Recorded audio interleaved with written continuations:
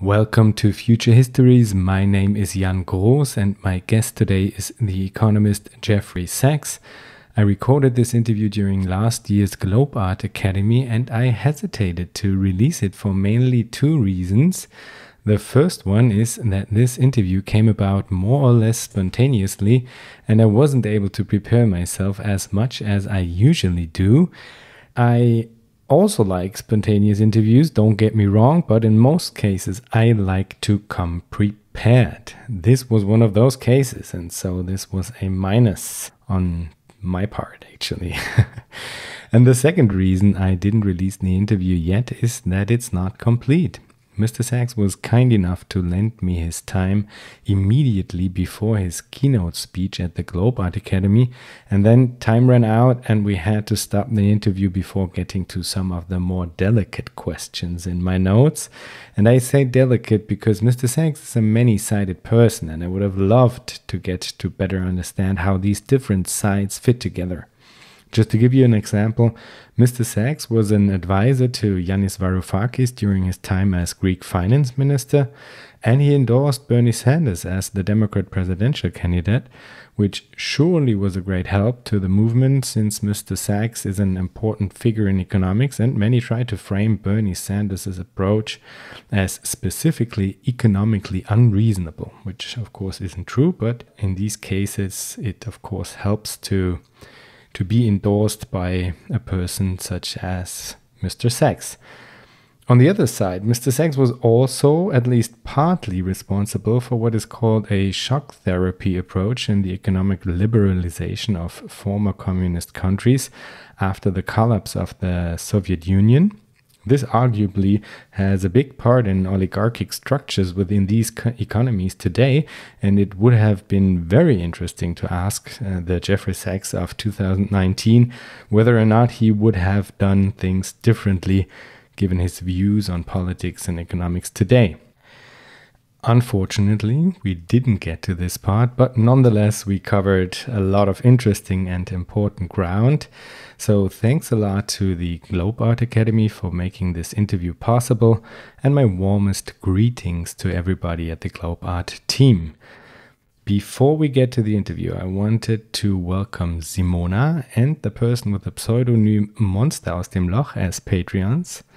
Thank you so much for your support, and since one of the questions during today's episode is directed towards the possibility of different kinds of political economies, I wanted to point you all towards episodes 31 and 32 of Future Histories with radical economist Daniel Saros as a guest.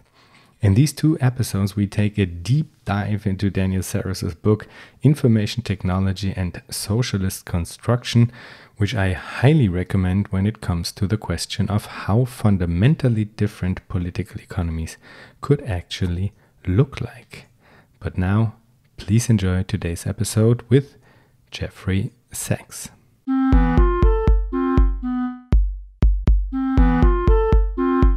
Welcome to Future Histories. My name is Jan Groß and my guest today is Jeffrey Sachs, economist, director of the Earth Institute at Columbia University, special advisor to the United Nations Secretary General, and one of the world's leading experts on economic development. Welcome, Mr. Sachs. Thank you. Great to be with you.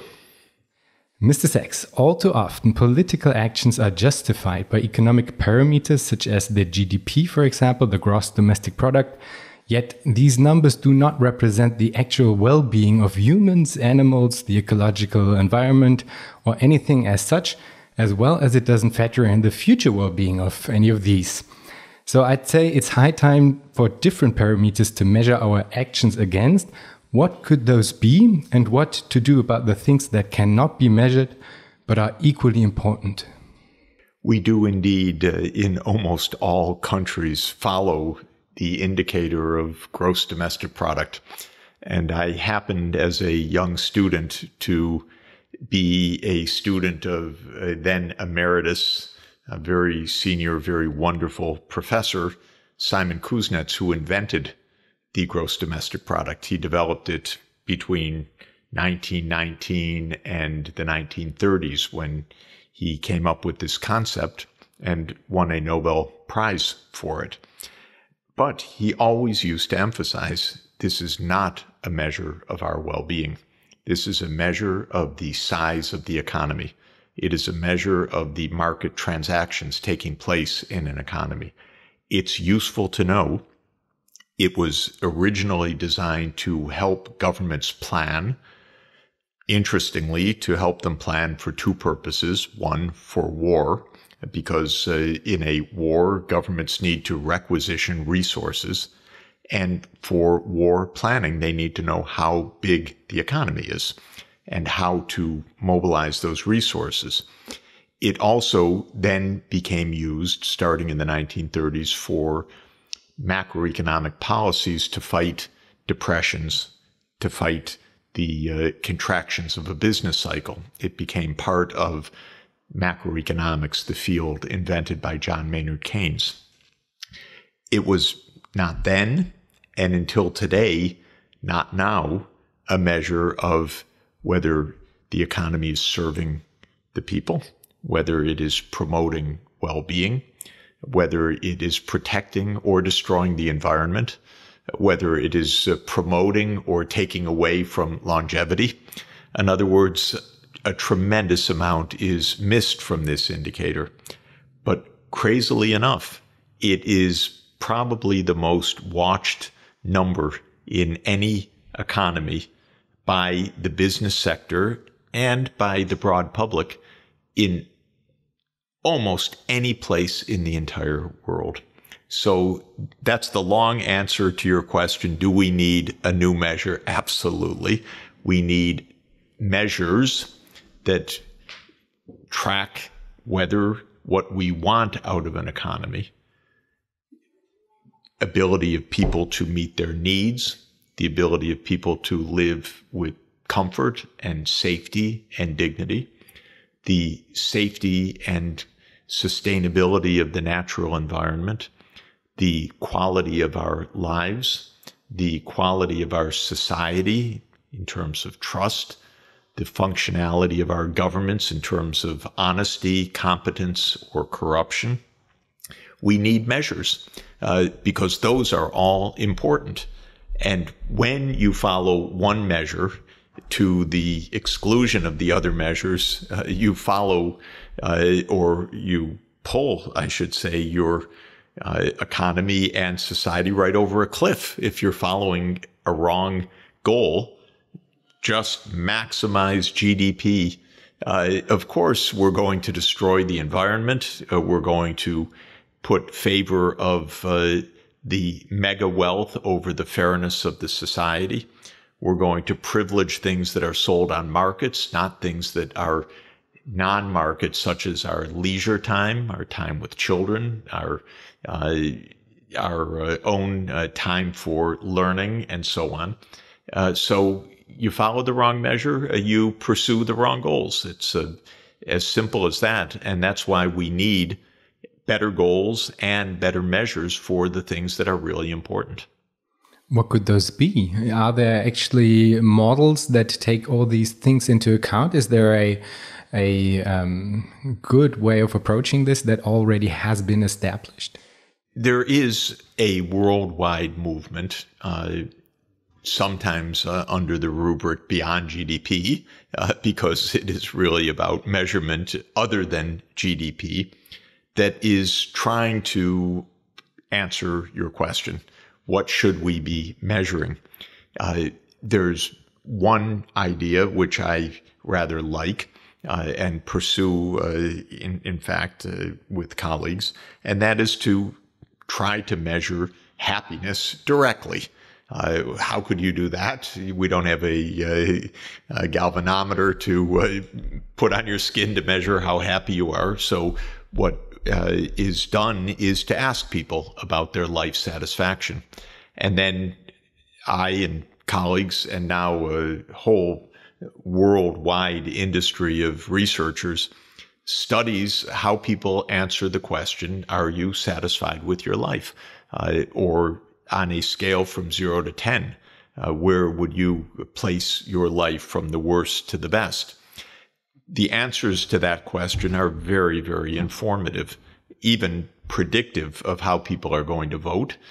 whether they support populism, whether they are suffering, because an answer to that question also is often very revealing of mental illness or depression of people and so forth. One learns a lot about society from looking at the changes over time in the answer to that question.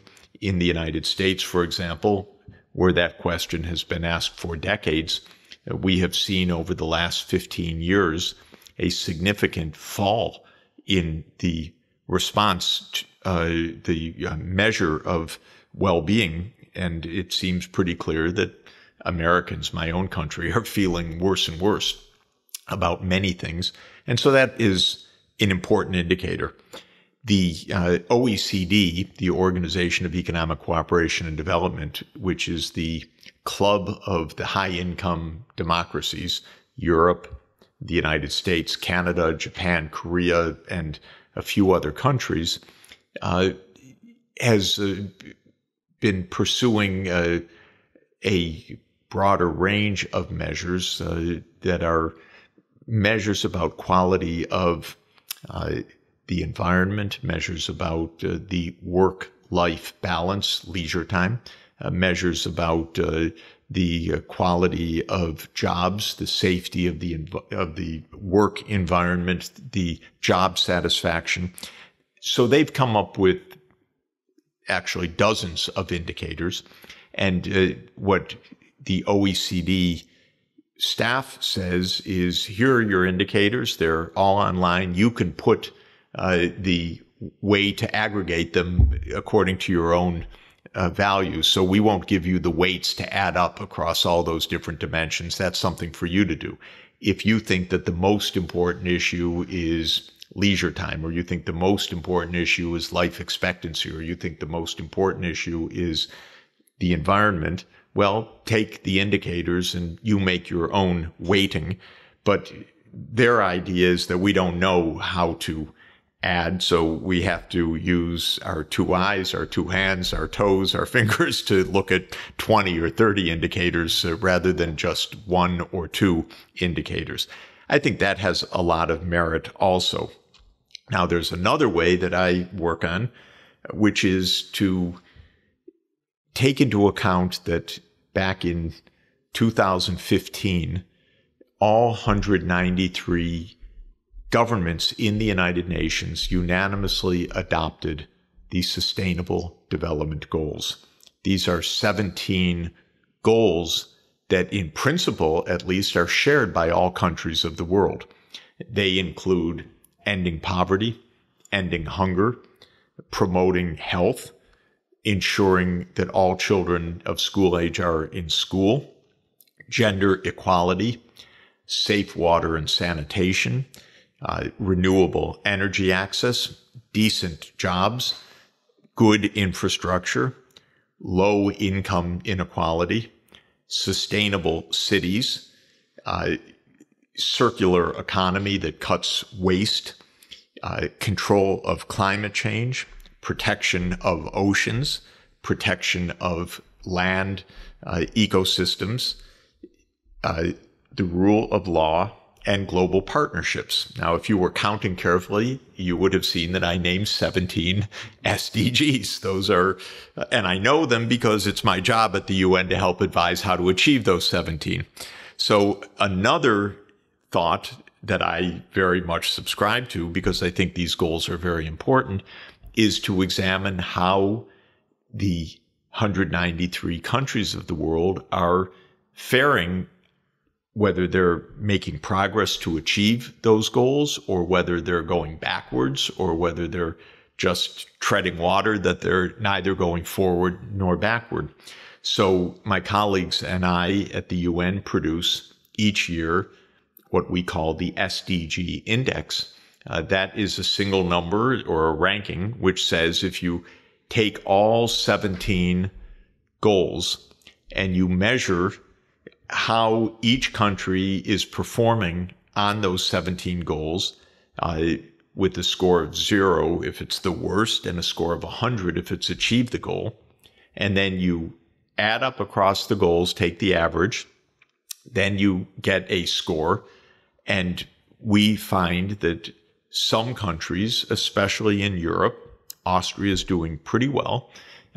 Scandinavia is doing even better in general, are making good progress towards the SDGs. And some of the poorest countries are in absolute desperate shape and really need the help of the rich world, but typically are not getting much help because our world is not a very generous world these days. But that SDG index is another approach to your question, how can we measure what's really valuable in life? That SDG index, if I could summarize it, says that societies have a three-part objective. They want to be prosperous, they should, or they claim to want to be fair, and they want to be environmentally sustainable. So a high score means that you are both economically, socially, and environmentally on the right track. My own country, the United States, comes in around 35th in the world on this, a pretty dismal score for such a rich country. And the reason is that the U.S. is quite rich, but it is not fair, and it is not environmentally sustainable. So of those three pillars of sustainable development, the economic pillar, the social pillar, and the environmental pillar, the U.S. does well only on one of them, the economics. Very rich country, very technologically sophisticated country. But boy, are we unfair, because the gap between the rich and the poor is the highest gap of any high-income country. And, of course, we have a crazy president, Donald Trump, who thinks that it's his job to increase the carbon emissions rather than to decrease the carbon emissions, because he is trying to help the coal, oil, and gas industry to make more profits, whereas what we know scientifically is we have to get out of those fossil fuels and move to wind, solar, hydro, geothermal energy. So the U.S. scores pretty poorly, even though it's a rich country. And that, to just end that long description, is a good example of the question that you posed. Here is a country, the U.S., very rich, very high GDP per person, but not achieving the quality of life, not achieving the protection of the environment, not achieving social justice. So we want a measure that says, aha, don't think you're so good. Your quality of life is evidently suffering. And the SDG index has that property, that it flashes a warning red light to the United States. You're on the wrong track. And because you're talking about the question of fairness within the United States, but there's another aspect to the question of fairness, which would be the international one. Because for me, at least, living in a country like Austria, where the social welfare net is at least kind of working. I mean, it's getting worse, but it's kind of working. Still there, yeah. Yeah, and internationally seen, it's of course pretty good.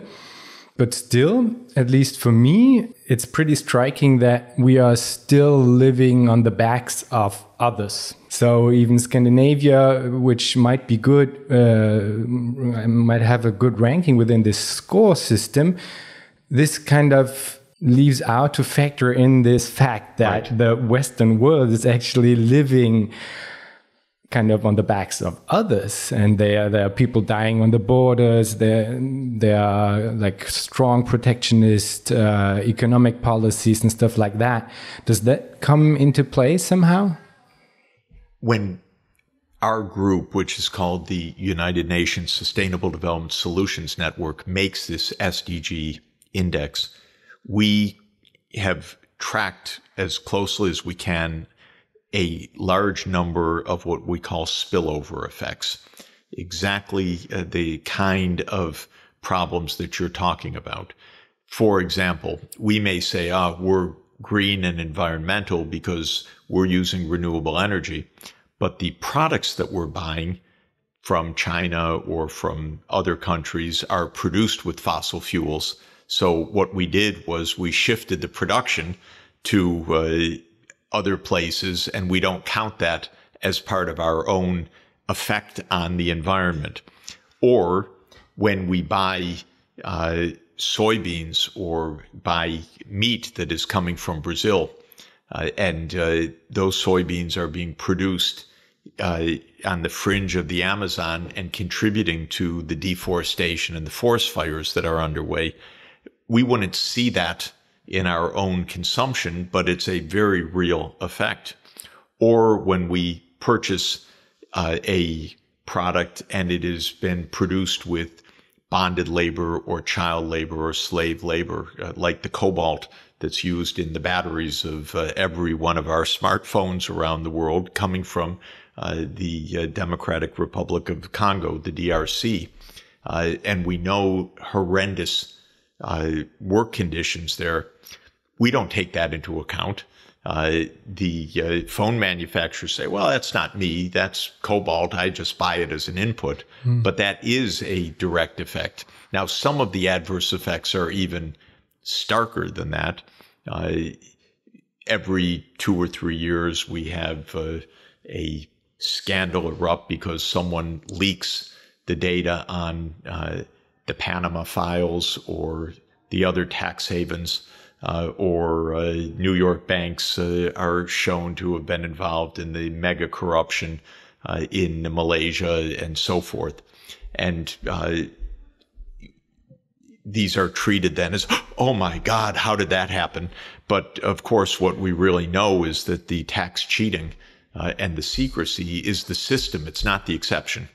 It is the way the system works. There are tens of trillions of dollars that in the electronic ledgers are kept in the Caribbean tax havens, even when there are almost no people in those countries, because under the law, which is pretty lawless, those places don't charge taxes on the mega rich. We've just had data come out in the United States in the last few days that the billionaires now are paying less than the working class in the most recent tax year. And the billionaires use these tax havens. Even more direct effects, of course, are when the U.S. or Sweden or others sell armaments to the Middle East that then end up killing people in Yemen or killing people in Syria or killing people in Afghanistan and so forth. That is a pretty direct spillover effect. It comes out of the bay of a bomber. It kills a lot of people. So we try to measure those spillovers. That's one of the reasons why the rich countries definitely are not scored as achieving the Sustainable Development Goals. And one of the key alleged planks, self-declared planks of the SDGs is SDG 17, partnerships of the rich and the poor countries. But I'd say in general, the rich countries are pretty lousy partners because they do not really honestly look at what poor countries need in order to escape from poverty or to escape from the environmental crisis and so on. Of course, the poor countries need to govern themselves properly, but they have every right, literally right, to expect that the rich countries will be acting honestly, fairly, and without all of these dire spillovers. The poor countries also have the right to expect financial help from the rich countries, but that also comes only in small amounts.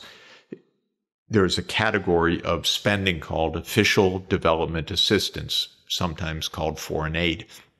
That's what governments in the rich countries give to governments in the poor countries. We're not very generous about that. The total amount of so-called foreign aid or official development assistance is about 1/3 of 1% of the income of the rich world. In the United States, it's less than half of that. It's it's about half, about 0.16 or 1/6 of 1% of U.S. GDP. So we're really nasty and greedy in not providing help for the poorest people in the world. Now, here the Scandinavian countries do better. They're providing about 1% of the national income in development aid. Austria could do much better. It's such a rich, beautiful country, and it wants people to stay home and not to be migrants massively to this country. But one way to do that is to ensure development in the poor countries so that people have a future in their own countries. And that does require that the rich countries step up and help to provide the health care, the education, the infrastructure that makes it possible for the poorest countries to develop. So that's definitely an area where Austria could do a lot more.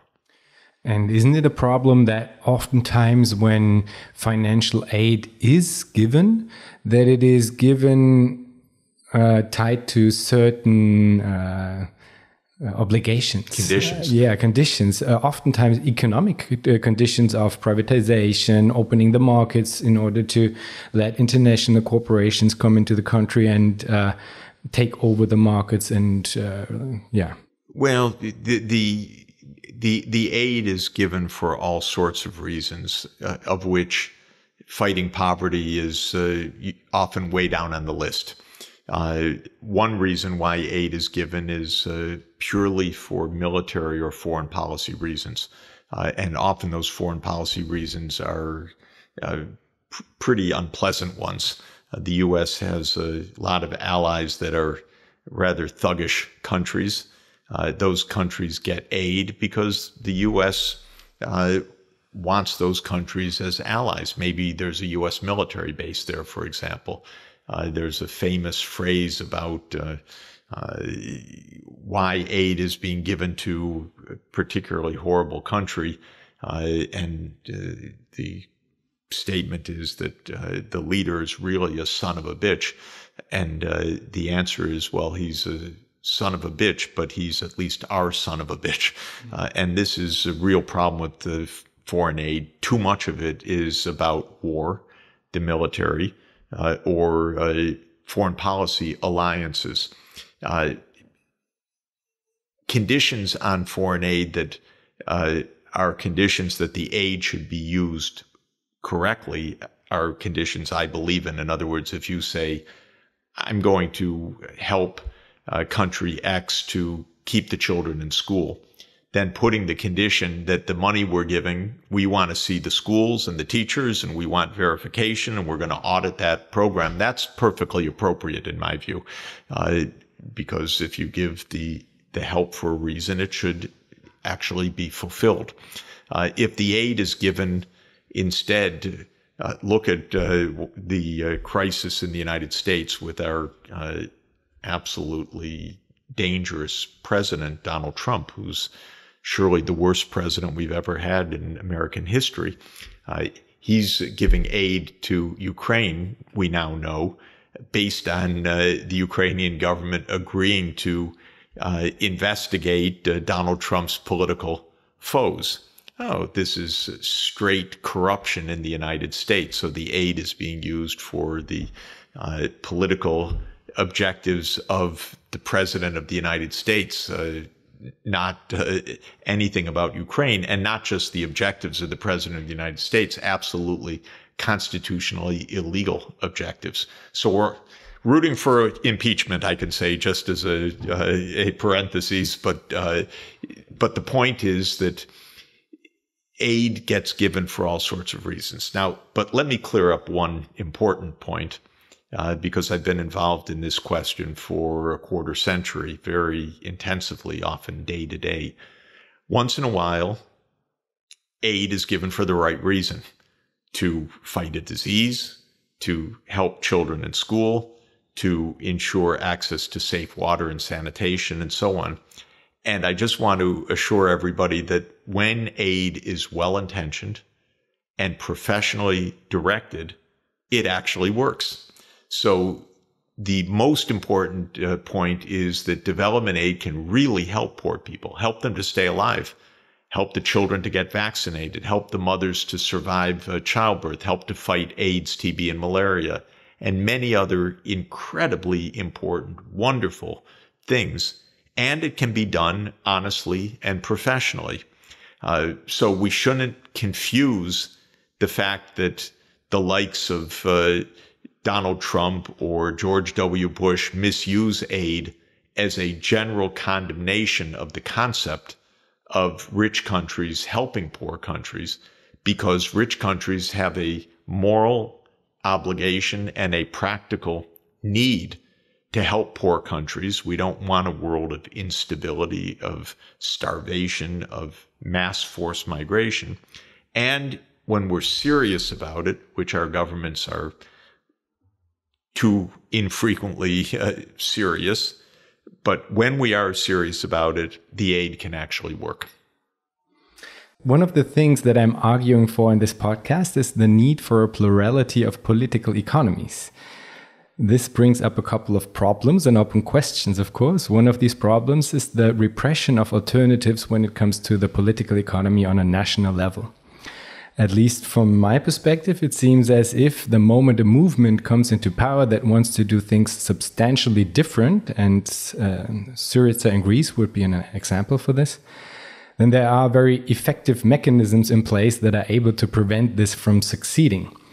First of all, I'd like to know if you would agree with this assessment. I guess Venezuela would be a second contemporary example. Allende in Chile in the 70s would be a historical third, but the list goes on and on. So first of all, I'd like to know if you'd agree. And if yes, could you explain to us some of the mechanisms, the toolkits that are being used in order to prevent this plurality of approaches towards political economy from happening? Well, it's a little bit complicated because if you take the case of Greece, for example, the fact of the matter is Greece largely got itself into a mega crisis. The governments in Greece borrowed too much in the first decade of this century, ran up big budget deficits. Then the financial crisis came, and oh my God, they owed so much they couldn't repay. So the starting point of the Greek crisis was rather bad luck combined with rather lax economic policies. No country should expect that they can overspend what they have and get away with it for a long term. If you look at Venezuela, it's not different from that, actually. In the case of Hugo Chavez and then his successor, they followed a rather classic left populist strategy of Latin America, which is that Venezuela is an oil country. When oil prices were high, Chavez spent very, very amply and overspent, borrowed against future oil earnings. Then oil prices collapsed in the world markets in 2014. Chavez died of cancer. His successor, Nicolas Maduro, is not so clever and spent down the country's reserves. And basically, Venezuela went broke around 2017. Now, in both of those cases, one could say that the alternative project wasn't so accurate. And I can tell you as a personal matter, I went to see Mr. Chavez in 2002 in Caracas, and I know a thing or two about the Venezuelan economy because I had worked on it, I had studied it, and I know a lot about oil-rich economies from a lot of professional experience. And I warned him, don't live only on oil. Don't keep your exchange rate overvalued. Don't borrow against your future income. And I have to say, Either he heard the opposite of what I said each time because he didn't hear the don't and he thought I said do, or of course, more realistically, he had other things in mind and wasn't interested in listening to a university professor from Columbia University. But the fact of the matter is the economy was badly mismanaged. Now, having said that, there are two very important things to understand. One is that when countries get into economic crisis, really for whatever reason, out of their own mistakes or by international bad luck or by some pressure from abroad, and often it's a mix of those, we should never tolerate mass suffering because for whatever reason a crisis comes, mass suffering is immoral in this world and very dangerous. It leads to terrible outcomes. People die, children die, there's mass hunger, there's destitution, there's disarray. And in Greece, there was an extremely serious economic crisis. So I tried to help several Greek governments, in fact, when George Papandreou was prime minister, and then when Mr. Tsipras was prime minister. So really across the political spectrum, I tried to help by saying to the Germans, look, you're the creditors, but you can't just squeeze this country so brutally because the pain that's involved is absolutely brutal. Well, they didn't listen. And I think the outcomes were far more serious, negative and harmful than they ever should have been. Maybe Greece is starting to come out of that right now, but there still is a massive overhang of debt that should have been lifted from the books years ago. In the case of Venezuela, it is worse than that because it's not just that the world didn't come to the aid of Venezuela. When Donald Trump came to power, because Trump is a thug, he decided that he would try to overthrow Maduro. Now, this is absolutely against international law. It's against common sense. It's against basic decency. And it is a very bad habit of the United States because the U.S. is a kind of neocolonial power. It is the world's most powerful country, and it has a very bad track record of overthrowing governments of other countries. So I was quite aghast at this. Donald Trump even told Latin American leaders, maybe we'll just invade directly. He said that in September 2017 at a private dinner of a number of Latin American presidents who subsequently told me about the dinner conversation. So that's not just not helping. That is being thuggish. That is being absolutely reckless. Well, it got worse than that because Trump, rather than invading, decided to squeeze the life out of the Venezuelan economy.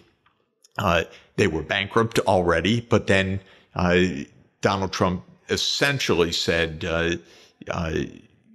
we will block Venezuela's access to the financial markets, starting with the oil companies, the main oil company in the middle of 2017. And then in January 2019, just this year, Trump issued an order which said, you can't do business anymore, and we're going to seize the assets of the Venezuelan government. And so the situation went from a self-inflicted wound, which Venezuela certainly had inflicted on itself, to what is a human catastrophe created by the United States. Hunger, a lack of access to medicines. It's an extraordinarily cruel policy. It is a war on the civilian population, not through a military attack, but through a denial of food. And our international system is extremely weak at stopping that. Where is Europe to say to the United States, you can't do that? Well, Europe barely has a foreign policy. It needs one. It needs a backbone to say to the United States, you can't get away with such thuggery. But in fact, Europe has said, well, Maduro's a dictator, so we don't really want to stop the U.S. pressure and so on. But the means of pressure is absolutely immoral and illegal. So to answer your question is, it's a bit complicated. Countries get themselves into trouble. But then I have two rules. One, when a country and a population is in trouble, they need help.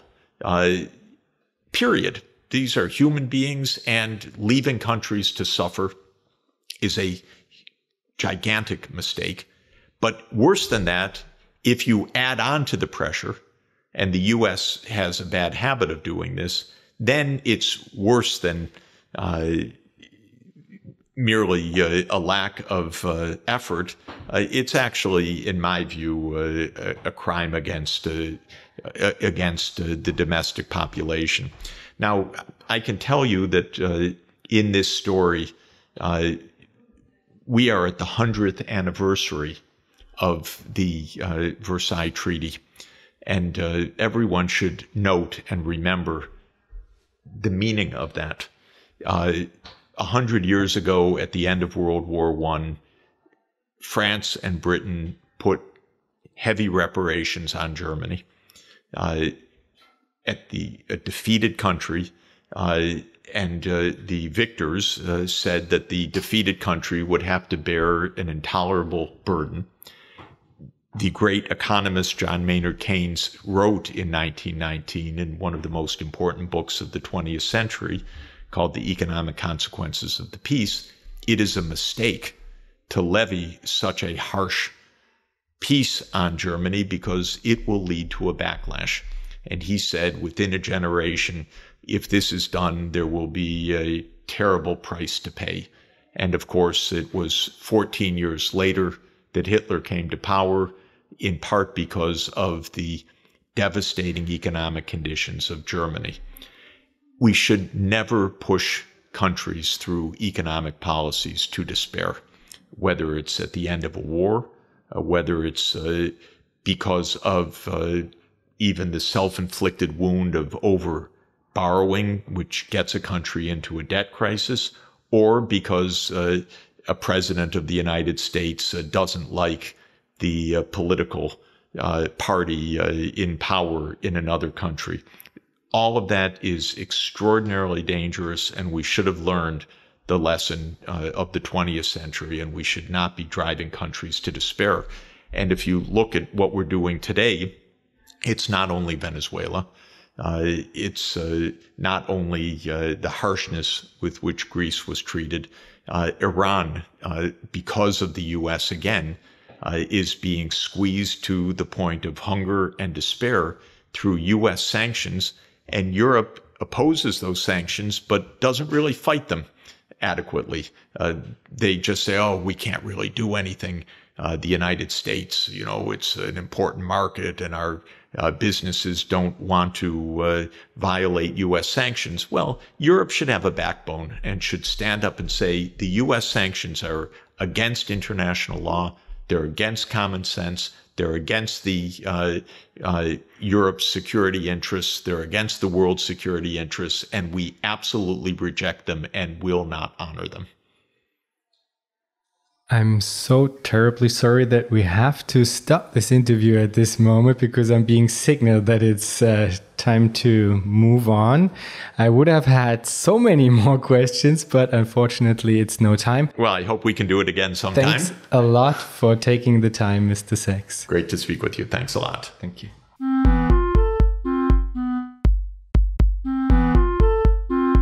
That was our show for today. If you want to know more about Future Histories, please visit futurehistories.today. You can support Future Histories at Patreon. For this, go to patreon.com/futurehistories and let me know what you think about this episode and the show in general.